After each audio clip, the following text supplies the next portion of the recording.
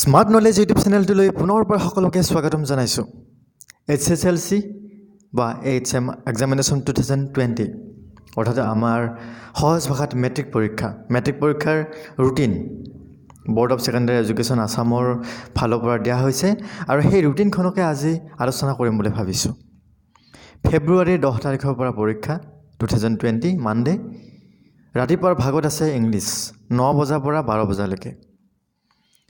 ফেব্ৰুৱাৰী 11 তাৰিখ 2020 Tuesday music dance garment design elective আগবেলা আছে, মানে ৰাতিপুৱা 9 বজাৰ পৰা 12 বজালৈকে আছে আৰু পিছবেলা আছে ফাইন আৰ্টছ ইলেক্টিভ 1:30 পৰা 4:30।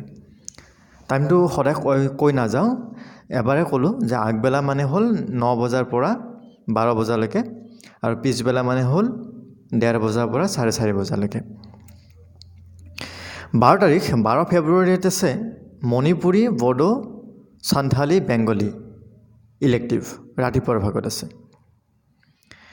13 ফেব্ৰুৱাৰী 2020 থাৰ্ছডে হ'ব advance mathematics Sanskrit geography history home science Nepali computer science Arabic আৰু পাৰ্চিয়ান আছে ইলেক্টিভ আগবেলা আছে। 13 তাৰিখৰ কথা ক'লোঁ। এইবাৰ আহিছোঁ 14 তাৰিখলৈকে। 14 ফেব্ৰুৱাৰী 2020 ফ্ৰাইডে হ'ব হিন্দী ইলেক্টিভ আৰু আৰবিক লিটাৰেচাৰ আছে আগবেলা, পিছবেলা নাই। তাৰপিছত আহিলোঁ 15 ফেব্ৰুৱাৰী আছামিছ ইলেক্টিভ আছে। ভুল নকৰিব, এইটো হ'ল আছামিছ ইলেক্টিভ আগবেলা আছে 15 তাৰিখ। তাৰপিছত 17 ফেব্ৰুৱাৰী মানডে হ'ব ছ'চিয়েল ছায়েন্স আগবেলা আছে সকলোৰে বাবে, পিছবেলা নাই। 20 ফেব্ৰুৱাৰী সিদিনা আছে ফিক এণ্ড একুইট ৱেভিং এণ্ড টেক্সটাইল ডিজাইন ইলেক্টিভ আগবেলা, পিছবেলা নাই। 22 ফেব্ৰুৱাৰীত আছে জেনেৰেল ছায়েন্স সকলোৰে বাবে আগবেলা, পিছবেলা নাই। 25 ফেব্ৰুৱাৰীত আছে জেনেৰেল মেথমেটিক্স আগবেলা আছে, পিছবেলা নাই। 28 ফেব্ৰুৱাৰীত আছে MIL যিটো সকলোৰে বাবে অসমীয়া। 15 ফেব্ৰুৱাৰীত থকাটো হ'ল ইলেক্টিভ আছামিজটো আৰু 28 ফেব্ৰুৱাৰীত থকাটো হ'ল MIL ছাবজেক্ট সকলোৰে বাবে আছে। MIL সকলোৰে আছে, যিখিনি নাই সেইখিনি ইংলিছ IL আগবেলা আছে 28 ফেব্ৰুৱাৰীত।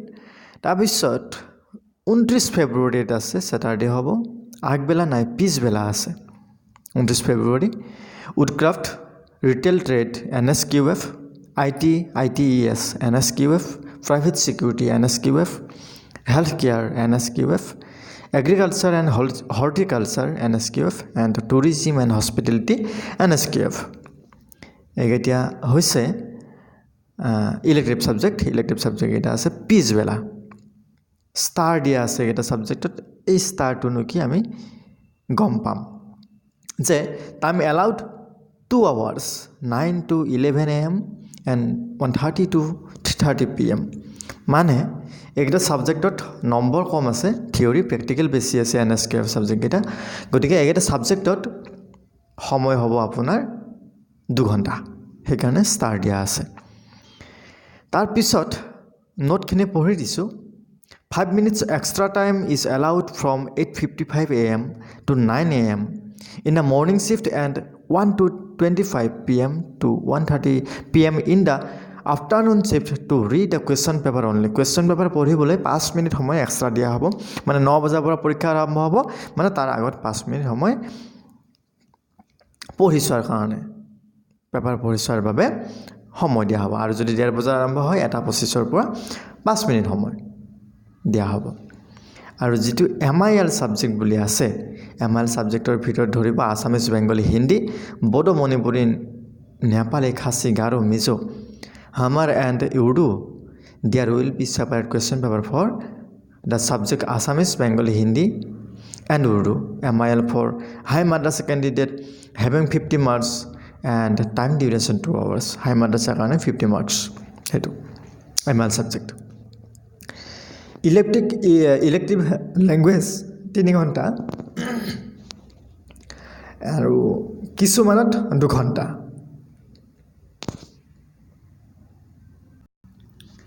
তাৰপিছত যিখিনি প্ৰেক্টিকেল এক্সামিনেশ্যন হ'ব প্ৰেক্টিকেল এক্সামিনেশ্যনখিনি হ'ব 21 আৰু 22 জানুৱাৰী 2020 21 আৰু 22 জানুৱাৰীত হ'ব প্ৰেক্টিকেল এক্সামখিনি এইখিনি আছিলে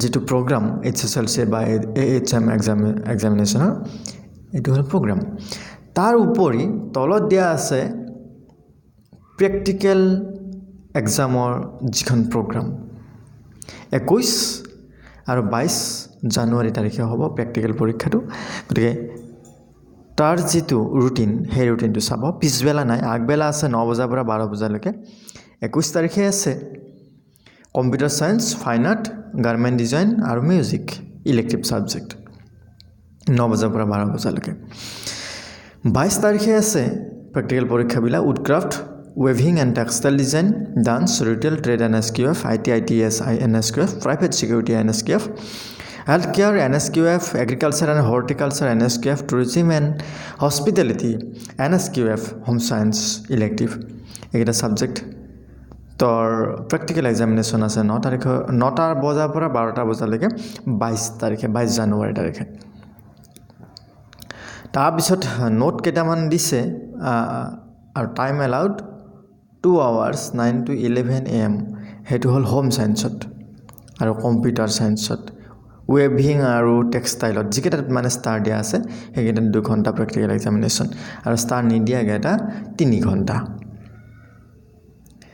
তাৰ পিছত নোট দিছে যে the practical examination in the subject fine art computer science retail trade IT ITS private security healthcare agriculture horticulture tourism and hospitality shall be held in the examination center from where the candidate appear in theory subjects for the same জবৰ theory পৰীক্ষা দিব তাতে এগেটা practical পৰীক্ষাটো হ'ব The practical examination in the subject dance, music, home science, woodcraft, weaving and textile, garment design shall be held in the practical venue which are to be notified in due course of time.